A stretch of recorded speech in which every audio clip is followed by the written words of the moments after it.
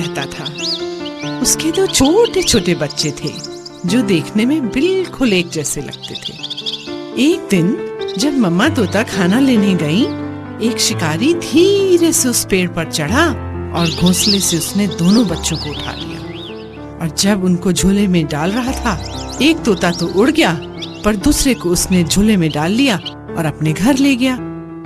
वहां से एक साधु महात्मा जा रहे थे। उन्होंने बड़े प्यार से उसे उठाया और अपने आश्रम ले। इस तरह दोनों तोते बड़े हो गए। एक तोता शिकारी के साथ और दूसरा साधु महात्मा के साथ आश्रम में पलने लगा। बहुत दिन बीत गए बच्चों। एक दिन एक राजा उस जंगल से गुजर रहा था। उसे एक आवाज सुनाई दी, मालिक, मालिक, आप तीर कमान उठाकर इस आदमी को तुरंत मार डालो। राजा ने अपनी गर्दन घुमाई और देखा, अरे यह तो तोता था।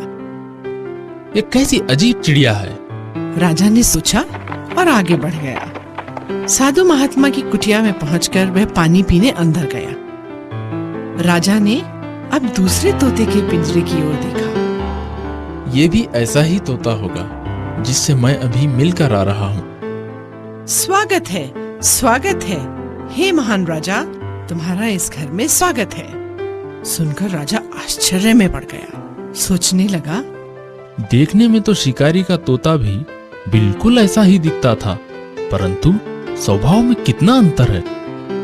राजा पिंजरे के पास गया और बोला, मैंने जंगल में एक तुम जैसा तोता देखा था, जो देखने में तो तुम्हारे ही जैसा था, पर स्वभाव में बड़ा कठोर था। क्या वह शिकारी के घर में रहता था? तोते ने पूछा। हाँ हाँ, वही था वो तोता। राजा ने तुरंत उत्तर दिया।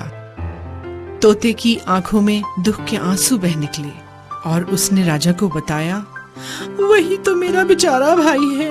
हम दोनों एक ही घोंसले में रहते थे। एक दिन जब मेरी माँ दाना चुगने गई हुई थी, एक शिकारी ने हम दोनों भाइयों को अपने जाल में फंसा लिया। मैं तो बचकर निकल गया और मेरा भाई उसी शिकारी के पंजे में फंस गया। मेरा बेचारा भाई शिकारी के साथ रहकर उसके जैसा ही क्रूर बन गया, पर मेरे मालिक बहुत अच्छे हैं, साधु प्रवृत्ति के हैं, इसलिए मैं ऐसा हूँ। अच्छी संगति का अच्छा प्रभाव और बुरी संगति का बुरा।